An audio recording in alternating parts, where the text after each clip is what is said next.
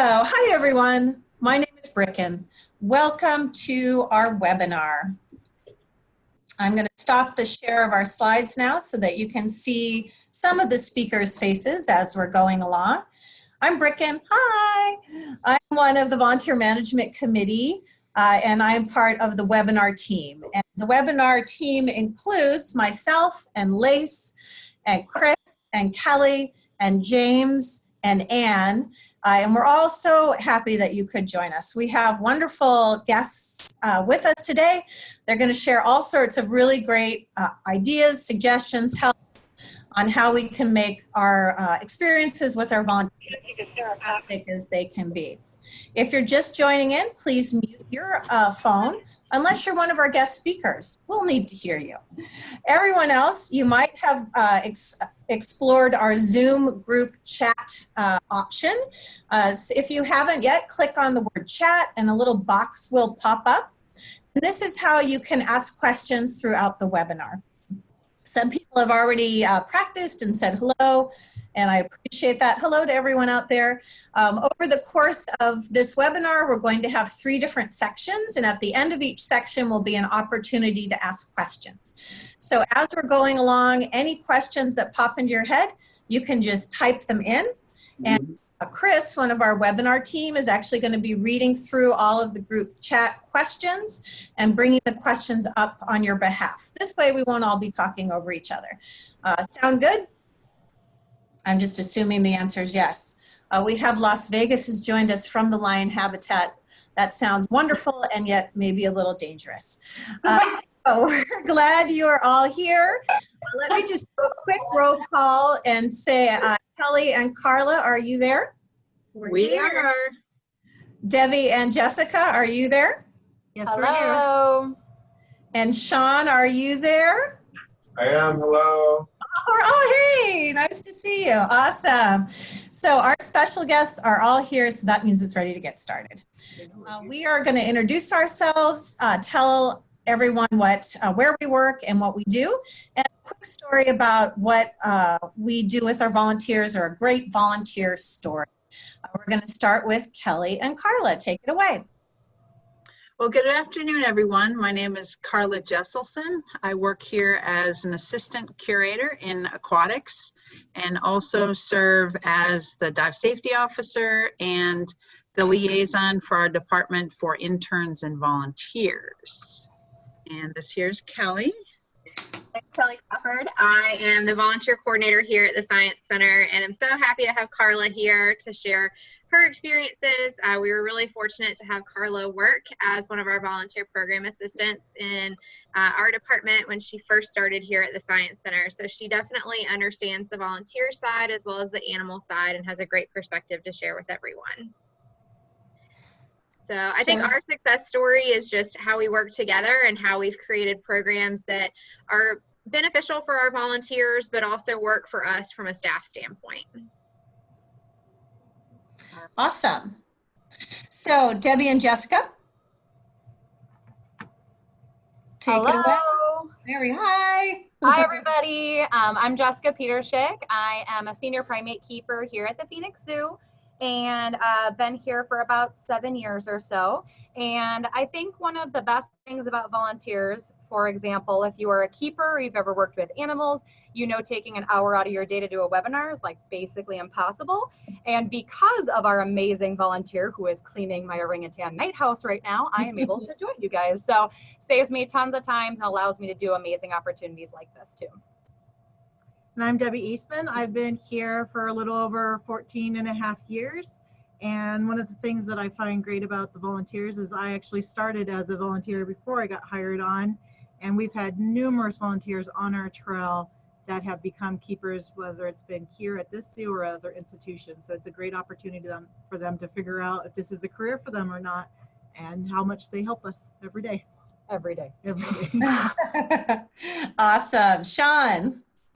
Hello, everyone. My name is Sean Devereaux. I am the Director of Volunteer Engagement at the Aquarium of the Pacific.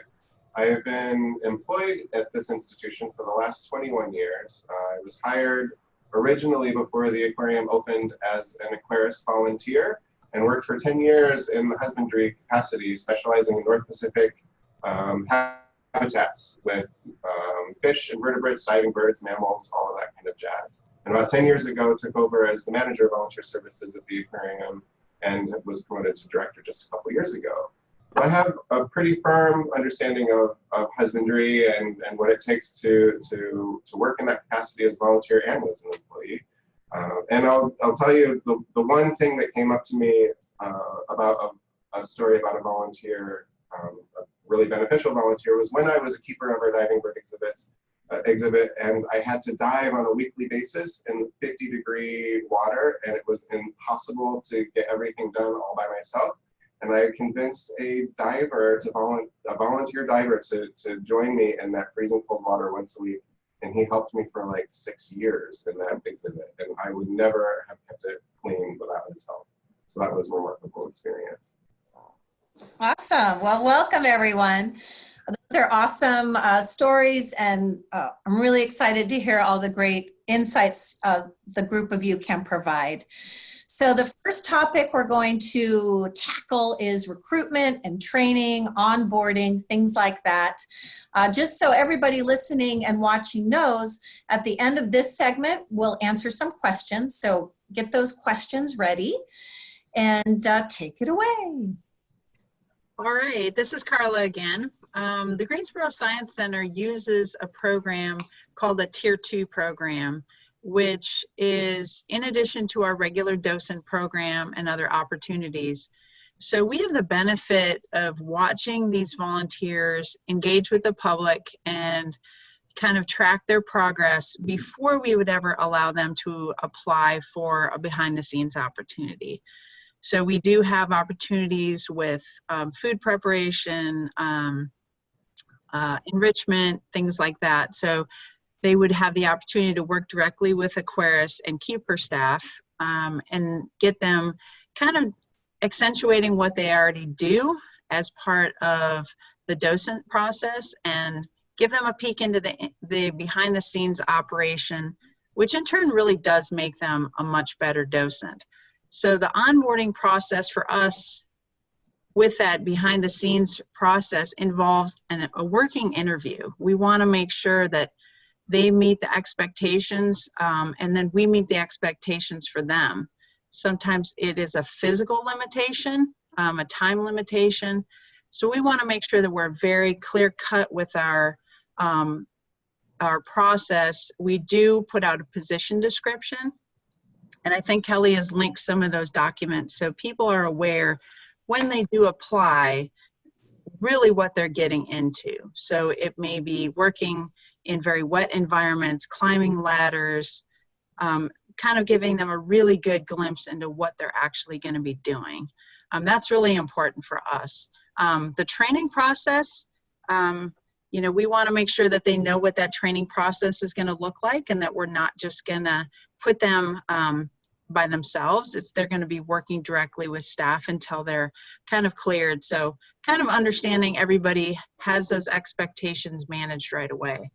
And then there is a difference between desire and ability. So we do have some folks that they really, really want to participate, but for health limitations, they're not able to kind of do those things that they would need to do as that Tier 2. So if we can accommodate them, we absolutely will. So maybe they can't lift buckets and go up the stairs, but maybe they could help us do some data entry for our food preparation, our food diet that we feed out. So making accommodations where we can, and then just keeping that line of communication open.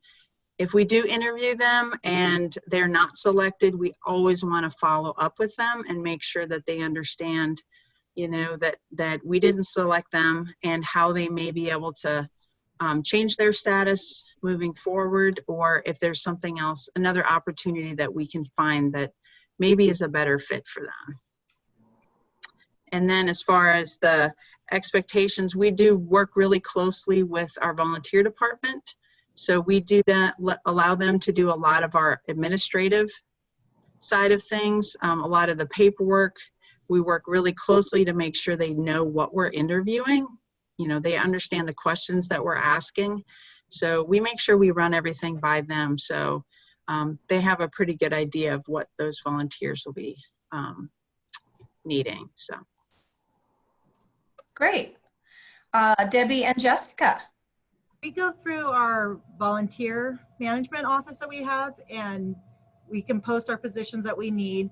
For our volunteer keeper assistant to work with us, they need to have at least 2 hours of volunteer work at the zoo, whether it's with many different departments that we have that they can do. And then we'll go through an interview process with those when they apply, and we let them know what expectations that we have for them. We do expect them to work the same as a keeper does.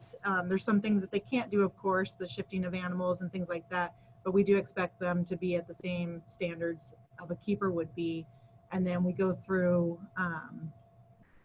what we want, what their expectations are, what they want to get for them. Is this for a potential career? So we kind of go through what they're looking for and what we're looking for, and kind of cover those grounds in the interview and let them know there.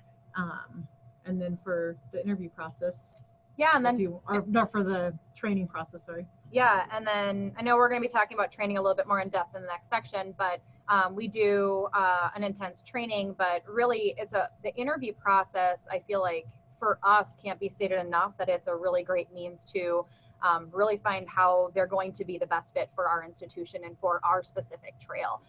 That's a good time where, like Kelly and Karla said, where you have, let's say you do have older or aging out volunteers that want to be a part of things and they just aren't going to be able to do the cleaning and all that kind of stuff that we're able to do. We have different volunteer opportunities within our own institutions that they are able to, like we have a specific behavioral observation team and a behavioral enrichment team. And there's other ways that not only directly with our trail, but that they can help the institution as a whole. So that's a good aspect that we use too. Awesome. Sean? Yeah, we have pretty similar methods to the other panelists. We do our recruitment directly online. If we need to drive recruitment, we tend to go. We tend to try to drive that through social media, through Instagram and Facebook posts to help with our application process. A team member on my staff, our volunteer services coordinator, will handle those applications as they come in and vet them to make sure that they meet the minimum criteria for consideration in whichever position they might be applying. And when that position is for a husbandry position, either as an aquarist, a mammologist, a diver, whatever the case may be, my coordinator then will share those applicants with the home departments. And those home departments actually schedule and conduct the interviews for the volunteers that are entering into those areas. So I'll use the example of an incoming aquarist volunteer. Volunteer Services receives the application. We vet them and make sure they meet the minimum criteria for that position.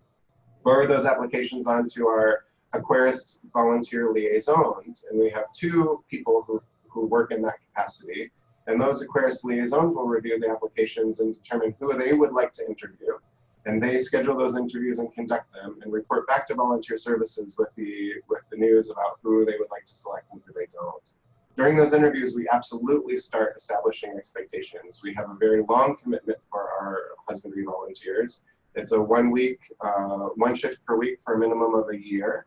And we really hammer that point home during the interview process to make sure that folks are available for that minimum commitment and that we feel assurance that they can meet those minimum commitments. And once they do, there is some training involved, and we'll talk about that in the next section. But I think that it's the most important thing to note is that we do ask all of our home departments who are receiving volunteers to participate in the interview. And those departments are making those selections in those areas. Awesome, wonderful. Thank you everyone for that overview. Now, anyone in our group chat, do you have any questions on that beginning section? Recruitment, onboarding, ways to entice new people. I see one question. Are your keepers unionized? So are they unionized, and do we ever have problems with unionized and bringing in volunteers? Ours are not. I can say that this is a conversation that comes up a lot within the volunteer management committee. We do have a few committee members whose facilities are unionized. Sean Leonoff is a good resource. She's at Assiniboine Park Zoo, and they deal with this a lot. I see the other question of, did you say volunteers do the same jobs as keepers? And that is something, depending on your institution, you do have to be very careful about whether you're union or not, just considering what you're asking them to do and what that level of responsibility is. Yeah, I would say with our institution, we are also not unionized, so we don't have to deal with those factors and those variables. The only problems that we've had in the past is sometimes you get people who have a different job description within the Phoenix Zoo, like an exhibit guide, or they do diet prep or different things like that, and then they want to volunteer, let's say with primates. They are not allowed to do the same job that they get paid to do as well. So if their whole diet, their whole day is doing diet prep, they will not do diet prep for our part of the volunteer program because they get paid at the Phoenix Zoo to do diet preparation. So even though it's part of the volunteers' description of what they would do in a day and what they can help us out with, you do have some of those HR problems where if it's too close to the job description, you may not be able to have them do some of the same duties.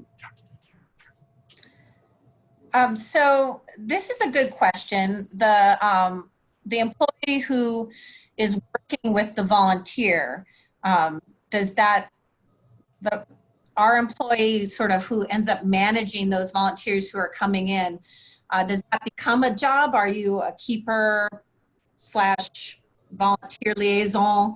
And if so, is there a pay change that goes along with that? As far as my perspective, I do a few other things besides, I wear a lot of different hats, but I had one of my great volunteers working with me in husbandry this morning. And then there's really not a pay differential for that position to be that liaison. I find it really beneficial to have the ability to work with volunteers. They usually bring in a lot of insight. They bring a lot of life experience. They really come in because they really enjoy being here. And in our, as I referred to earlier, they're going to become much better docents and representatives for the Science Center because they do get that insight. There are things that we do not allow them to do, anything medically. We would never allow them to do treatments. There's even things with some of our equipment that we don't let them do, but we want to make sure that when they're here, they feel like they have value.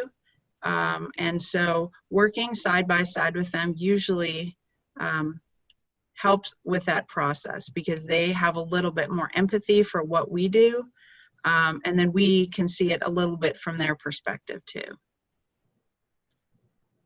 We also don't have like a pay increase or anything with it. It comes along with, I'm a senior keeper here, so it's just one of those extra tasks that we get assigned. So I'm the coordinator for our trail, but each keeper that works with them, it's just part of their daily duty. If there's a volunteer working with them, it just comes with your daily job to help train them and work with them.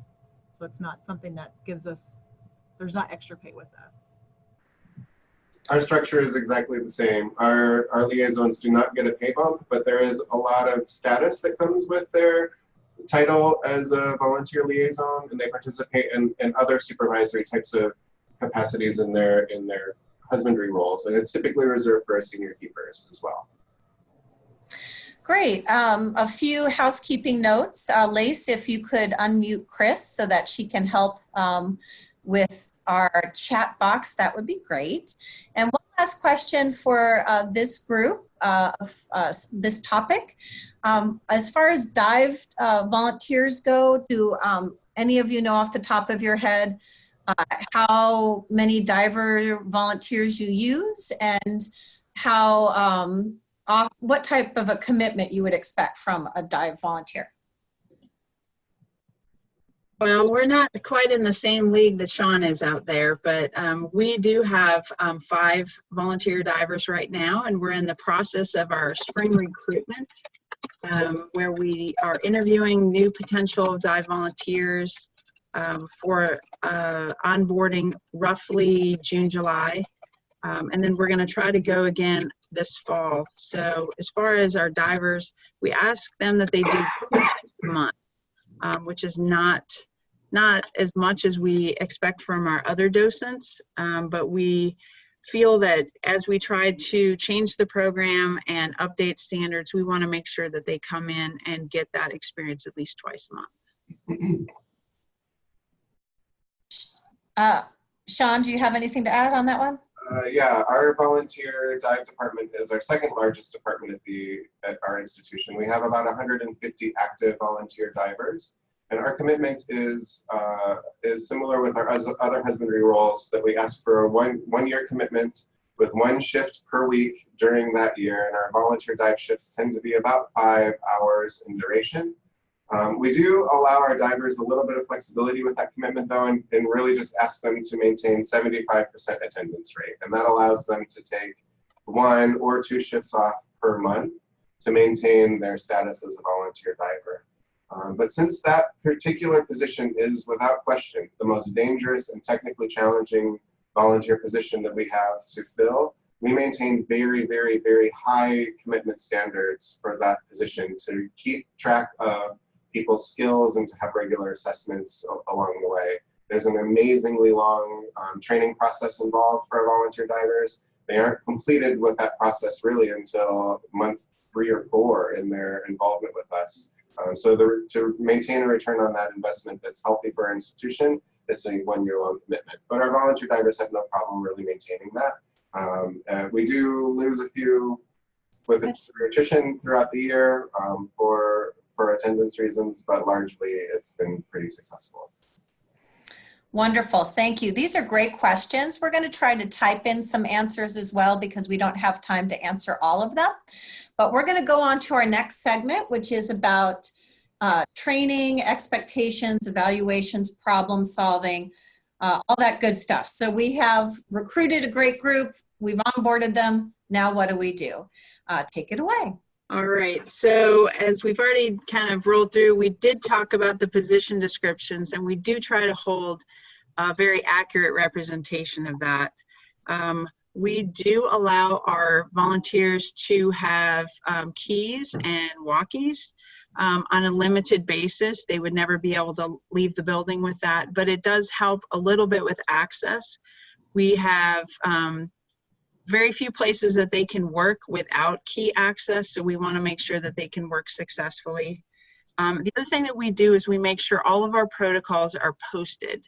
So they should be anywhere they are working in a service area, anywhere they're working in the kitchen. They know exactly what those protocols list, and that is just reinforcing the training that they have.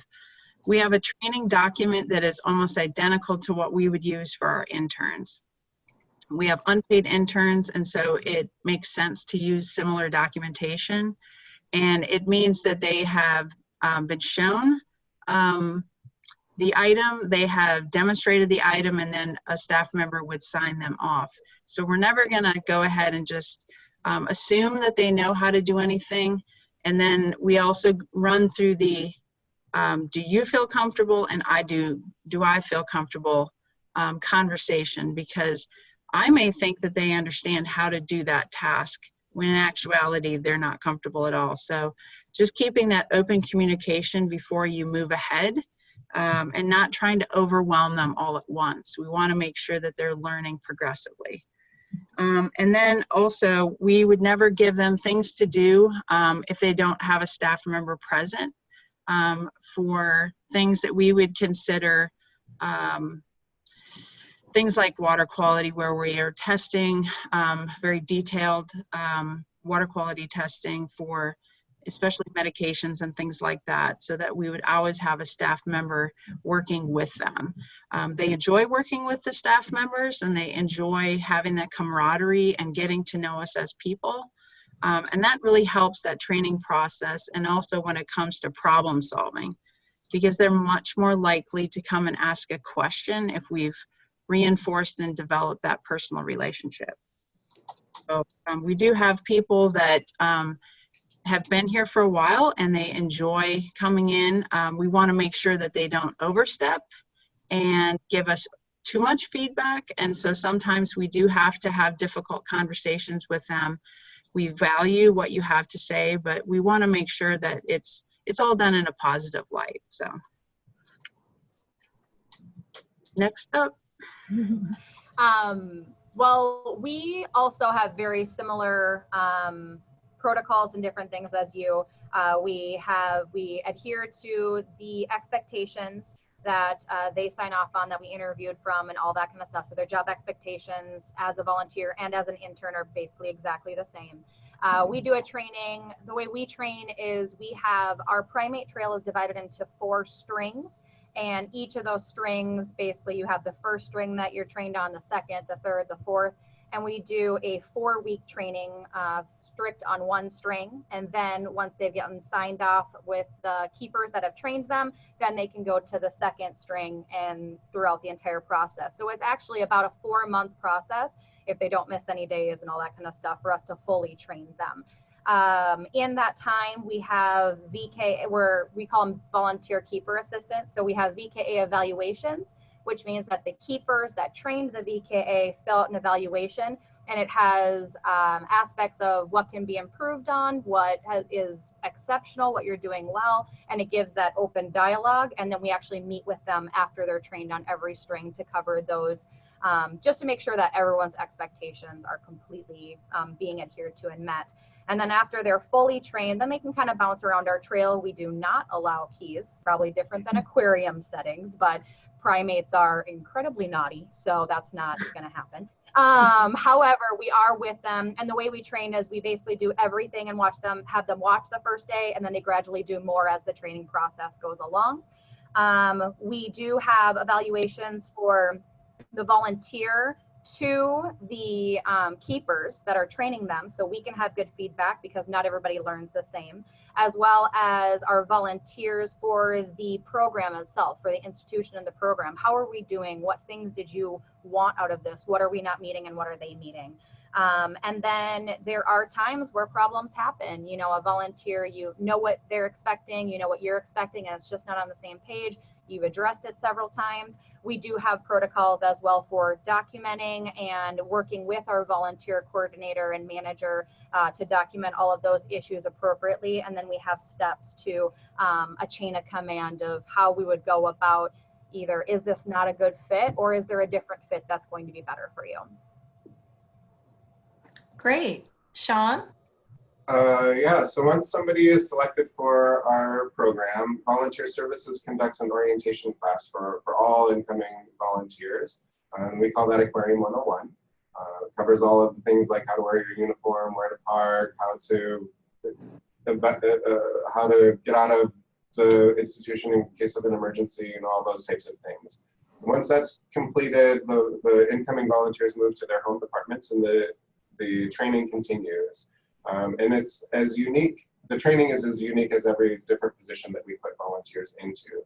And I'll use the aquarist example again. If somebody is moving into that particular role, there is a checklist that the aquarist who receives that volunteer will go through with that volunteer for the first 8 weeks of their participation in the program.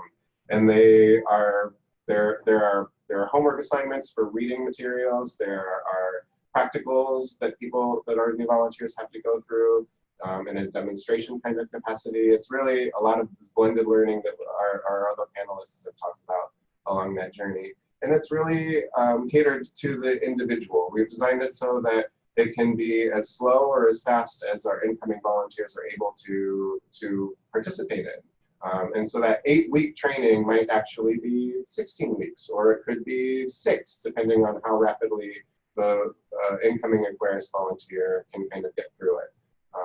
And so really similar methods to the other panelists that are here as far as that training is concerned.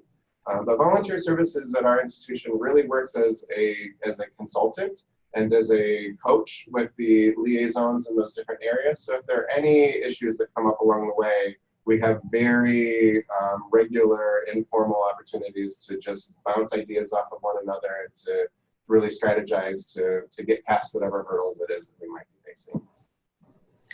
So something that is interesting, I'm hearing that a lot of you pair with your volunteer management team. At my facilities, we don't do that. And I'm totally taking that message back with me to everyone, because it seems like it's a great collaboration that we all should take advantage of. So before we go to the questions, I just wanted to check around if anyone had any particular problem-solving suggestions. Sean mentioned a little bit at the end there, but do Karla, Kelli, Debbie, Jessica, you have anything in particular? I think for us, one of the challenges can be working with these types of volunteers. Your volunteer staff gives up a little bit of that control, right? These aren't necessarily people that we're seeing all the time. And so it can be a challenge for us to be looped in, even when we have great relationships in place.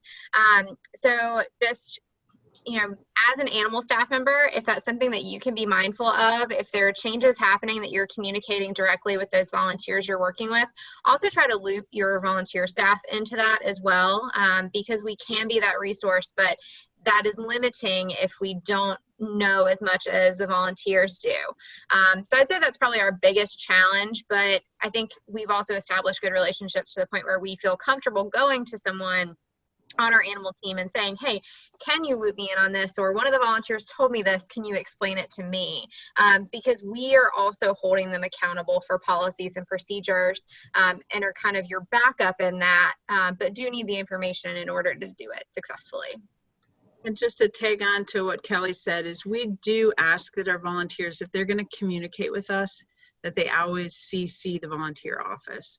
So communications are not, they really shouldn't be just routed through us. We like to make sure that, as Kelli mentioned, we're counting on them as our support system too. So it's important for them to have kind of an idea of where, whether it's problem solving or just communication or time management or something, that they have a heads up too. So that's a request that we've asked of any of our volunteers, whether they're dive volunteers or husbandry volunteers, is to always CC the volunteer office. Yeah, I think the only other thing that we would suggest is just, I think a huge part is like the evaluation process, because I think it makes things clear and you can address things as they come. Also just understanding what is their purpose for being there, because I feel like sometimes that's like an ultimate thing. I have volunteers and interns that come in that want to be keepers, and when they want to be keepers, I'm a lot more strict on my criteria for cleaning and for different things. And if you want to be a keeper, then you need to be able to take this feedback and you need to constantly improve, or else it's not going to work. And I think the harder I am on volunteers and interns that are, and give them more feedback, that are wanting to be in this career, I'm setting them up for a lot better success. Whereas when you have volunteers that just want to come in and they just want to help, or they just want to do like a half day and different things, if we've gone through the whole volunteer process and we know that, you know, they just aren't in it for the long haul, or they still want the animal interaction, the interaction with us and helping the institution, but their ultimate goal isn't the same, then I think I lessen my expectations and I try to find things that are going to interest them, as well as the fact that they're actually going to be better for us. So I'm not investing so much on why was this one little poop missed or something. Simple. Awesome. Chris, do we have any questions out there in the group chat? I'm hoping Chris has been unmuted. I'll jump in with one. Yeah, Kelli, what do you see? Somebody said, do you allow people to join as volunteers at any point of the year, or do you have specific sessions lined out to join in? So I can speak to that. Our program with our Tier 2 husbandry volunteers, we recruit 3 times a year. And those are, like Karla mentioned earlier, those are existing Science Center volunteers. So, you know, they're going through an application process and an interview with our animal team before we bring them on. So for us, because we are more of that administrative side in our office, we're trying to balance out all of our other volunteer orientation sessions with things like the Tier 2 program or intern recruitment, because we're handling all of that administrative side. So we like to space it out to help us and also help our volunteers who are eager to participate in a lot of different ways with us. There was a question for Sean. There's a question for Sean wanting to know how many classes you teach each year and how many days the course entails. I would have to get back to you on that. We do recruitment year round, loosely, seasonally, 3 times a year, but essentially that turns into year round recruitment. And we teach classes, we teach all kinds of classes to lots of different people.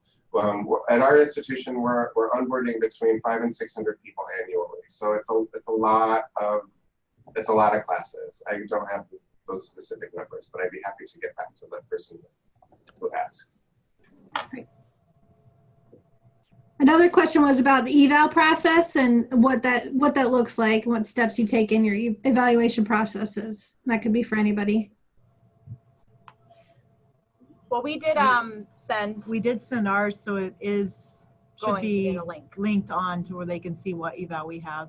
But it just goes through like how they're doing on the different things of it, whether they need improvement, if they're doing exceptional, like the different things on that.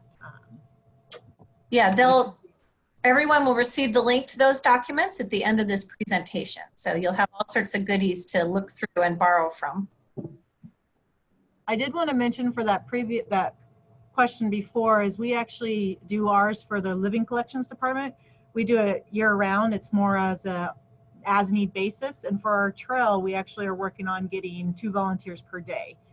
So we're almost full. We have just 1 spot, but we're working with interns too. So trying to keep it, but it's different depending on the department at the zoo, but living collections, it's kind of a year round when the need arises and depending on what trail can take. I know our zoo team, they do it just so once a year where they'll do our zoo team program where they can apply for that, but that's only once a year to get signed up for it. Awesome. Maybe one more question? There's a question, I think Sean might have answered it, but the question of how do you manage 150 dive volunteers? Do you have multiple DSOs or ADSOs? Yeah, we do. We have several DSOs, ADSOs. I don't remember exactly the ratio between who is who, but there's a senior DSO who oversees all of the dive safety operations of our institution. That's for volunteers and for paid staff as well. And there are 3 DSOs who oversee volunteer dive operations on a daily basis, and they are more sort of in the weeds and managing the people directly. We have another DSO who is responsible for our off-site diving activities. So I believe that there are 5 combination DSO, ADSOs, and it's not quite enough. Wow, that's a lot. All right, we're going to move on to our last subject or subjects, which is retention and appreciation. Take it away. All right, so that's always the $1 million question is when you train them and you work with them for a long time, how do you keep them? We're not always able to give them, obviously we can't give them money, but what can we do outside of recognizing them every time they come in? Building those relationships, but one thing that we've found is giving them a special experience. We do have really, really dedicated teen volunteers that come in on the weekend to help us with our food prep. And something that we've done with them is take them behind the scenes into areas of the aquarium that they've never seen before. And for them, here they are chopping up diets week after week, but for them, just coming behind the scenes and seeing what they're preparing food for made a huge impact on them. We also do some animal paintings and things like that. So we've allowed some of our staff to work with our volunteers and do special paintings with them as kind of a thank you for coming in and giving of their time. We do have had, we've had to make some decisions on some of our senior volunteers that physically just can't do it anymore. The will is there, but the body is not able. And so, it is something that if we did get to that point with some of our older volunteers, that's really where we would rope in the volunteer office to help us have those discussions. Usually the volunteers probably thinking the same thing that we are, but we just want to make sure that, we treat people, with dignity and, respect their wishes and, you know, their time that they've given. We want to value that. And then, you know, we obviously can't treat everyone the same, and we don't necessarily try to do that. We do try to be somewhat fair, but, you know, there's certain volunteers that are going to have more opportunities to help and be part of things, and may work in multiple areas. You know, so I have one volunteer that probably, you know, works in every aspect of the Science Center, not just with us in husbandry, but with accounting, and I mean, all over the facility. So they like to be challenged, and that's one of the things that has kept him interested, is finding new opportunities that stretch his mind and stretch those life skills that we were talking about. He's very creative, he's very hands-on, he loves construction. And so if we have a technical problem, computer problem, Charlie's going to get the call. So we do like to call on those people. It makes them feel really special that we're utilizing the skills maybe they honed in their career. So. And I think one of the things that can be a challenge here when you do have those volunteers who are your rock stars, right? Like we all work with those people, that we try not to create a culture of entitlement, that we want them to feel valued. You know, Karla said, we can't necessarily treat everybody the same all the time. You know, we have protocols in place that are really important.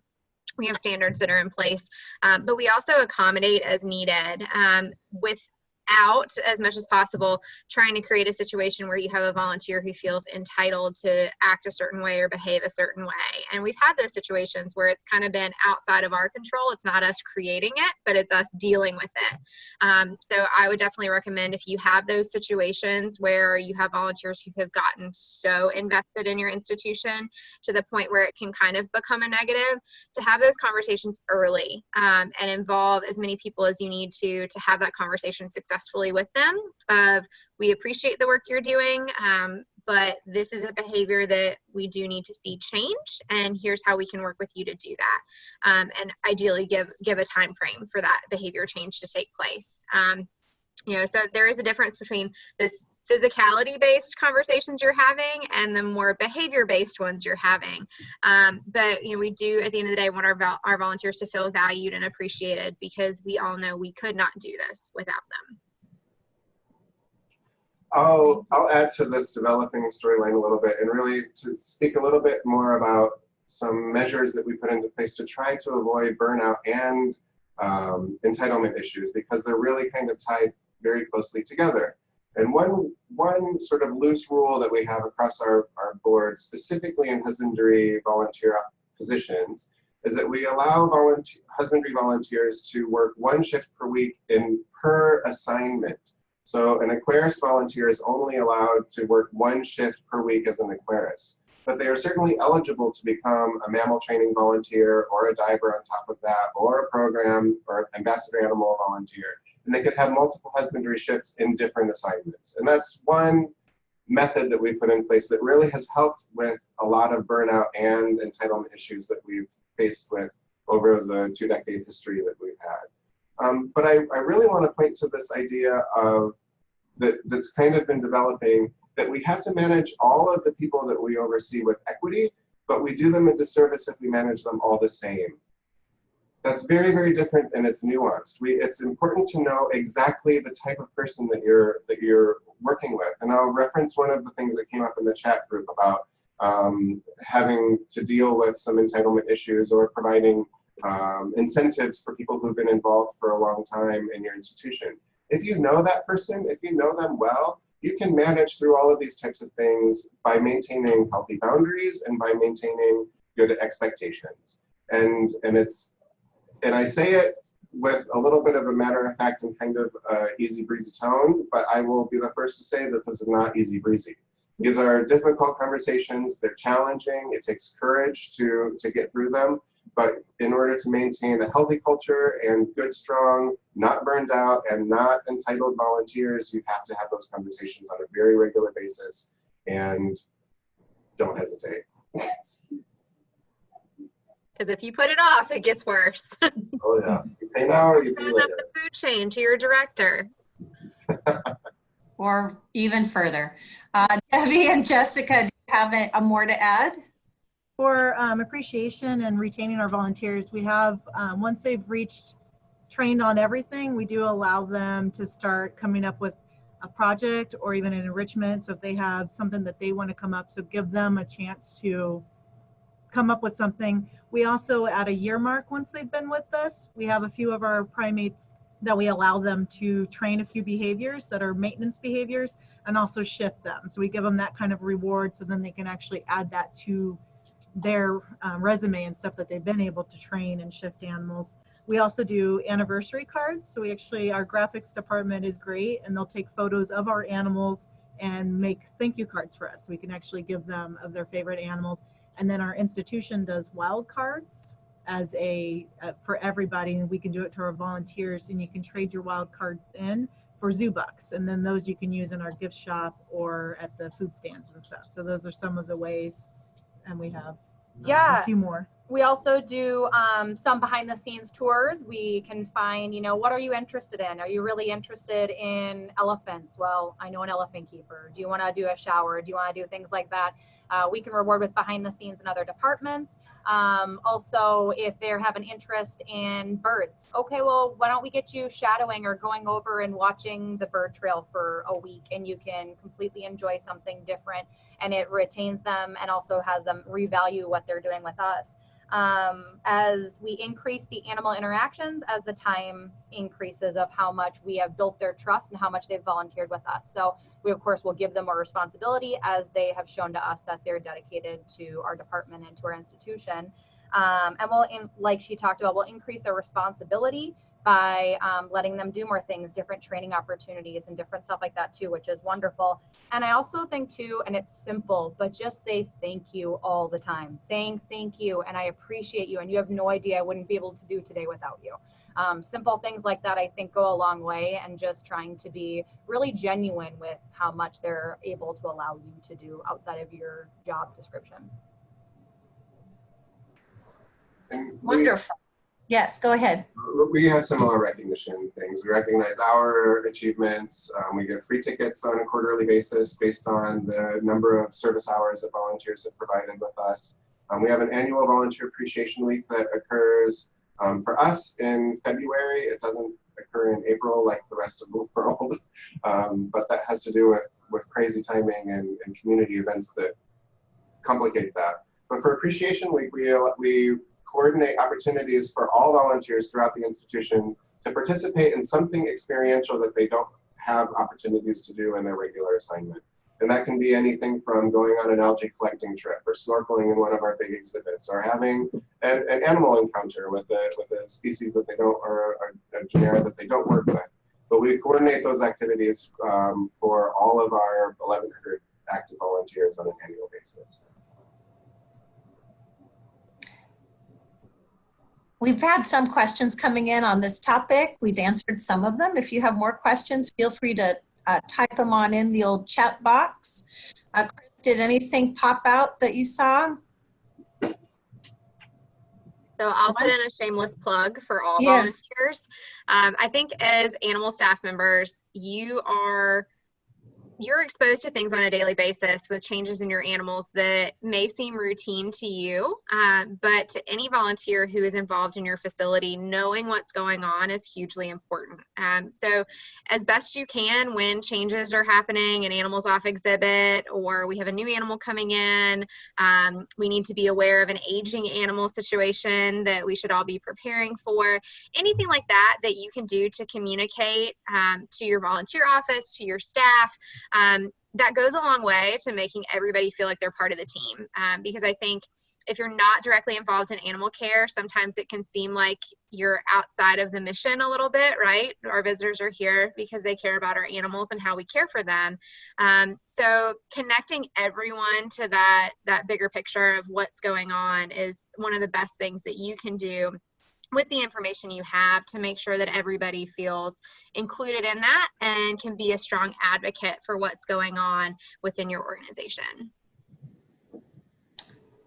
Some people were wondering how we organize our volunteers, and Sean offered one program that he uses. I know here at my parks we use Volgistics, which is a volunteer management system. Some of these systems cost a little bit of money, and if you only have a couple volunteers, it may not be worth it. But if you do have a larger group of volunteers, those kind of programs can be very helpful in managing time and getting people to log in their hours for you so you don't have to do it. And a couple more have been added to the chat box. You can scroll through and see some of the other online opportunities that they use. Chris, any other questions? A good question came up about working with volunteers who have special needs, and how does everybody work with that population, or do you allow that in your husbandry on working alongside of your keepers or in different areas? We don't have any special need volunteers at this time. I think just a huge part of it is safety issues and concerns. I know that we have general volunteers, like volunteers that do like trail guides, education on general education, and there are some special need volunteers, but they do have aides with them throughout their day. And I'm sure we just work with our volunteer program, works with them. But on the husbandry side, I just think it's safety concerns is the biggest problem, especially when you're orangutans and more, dangerous species. We have a volunteer in a wheelchair in our Tier 2 program, which is relatively new for us. And so it was one of those things where automatically your mind might go to, well, can this work? And so for us, it was having that conversation with her and bringing her in for an interview. Typically, I would not have been in on a Tier 2 interview, but Karla asked me to sit in on it so that kind of from that volunteer, almost HR perspective, we could have conversations about what questions can we ask, what questions can't we ask, and how do we make this work? And it's been great. That individual is a really good volunteer. I think it may take her a little bit longer to do things, but it's well worth it to us to provide that experience for her. And this is a high point of her week, and that's making that personal connection again. So even though it may take a little bit more time out of our day in order to get her set up and prepared and make sure that she has what she needs, she does a really fantastic job for us. Again, it goes back to making them feel really part of the Science Center, being able to share those stories with our visitors. And it makes us feel good that we know that we're allowing her to do something that she never thought was going to be possible. She helps us with food preparation, so she's not able to go in some of the service areas to do feedings and cleanings and things like that. But, we found a slot that fit for her, and I think it's paid off for us. We do have a few dozen special needs volunteers who work throughout our institution, mostly in a housekeeping capacity, and they come in with coaches, a couple of different relationships with our local school district and our local college that conduct those programs. If somebody comes to us independently and we determine that there are some intellectual issues or some physical disabilities that we have to work through, then we engage in an interactive dialogue during the interview process to see if we can create an opportunity that applicant can be successful in. And if we determine that they can through this dialogue, then we figure out a way to make that happen. And we do have a couple of folks with intellectual disabilities who work independently in a horticulture kind of a setting, and then a couple of other departments. But I do just want to make one mention about an instance that we are faced with currently. And that is that one of our longtime Aquarius volunteers actually had a stroke while he was serving during his volunteer assignment. Had a stroke on site, and he's okay. He's working through some rehabilitation, but we are actually working with him now to bring his daughter on board so that he can come back a little earlier to his volunteer position to help through his recovery and his rehabilitation process. And he'll be working in tandem with his daughter with some abbreviated shifts and some abbreviated and less robust sort of offerings than he typically would have performed. But we are working very closely with him to get him back involved in his volunteer shift So because this is a highlight for him, and I think that it will absolutely help him speed up his recovery. But this is a one-on-one kind of situation. We're working very closely with him and his family, and I think that we'll be able to put something together that can benefit everyone throughout this process. Thank you. And it's wonderful to hear how our abilities to offer volunteer ships to people can help them in times of need, and that we can reach out to different communities that maybe we might have been worried about reaching out to. I hope we've all been inspired by these stories. I really have enjoyed listening to all the different points of views that our special guests have provided. There's a great chat going on. I hope we got to many of your questions and things that you're interested in. If not, we have one last slide to share with you. And this is our contacts and resources. On this slide, you'll see everybody's email and our link to our Google Doc. In the Google Doc, we've provided a lot of these resources we've been referring to, examples of expectation setting, training schedules, shift creating, things like that. You're welcome to share, use, borrow, steal any of the things in this document. And we also are really happy if you follow up with any of us with further questions. We're really glad that you could spend this full hour with us today, and we hope you found it valuable. I am inspired, as I always am, when I hear from all our zoos and aquariums out there and all the cool things that we're doing. On behalf of the Volunteer Management Committee, the webinar team, and our wonderful special guests, thanks for coming, and bye everybody. Bye. Bye. See you later. Bye.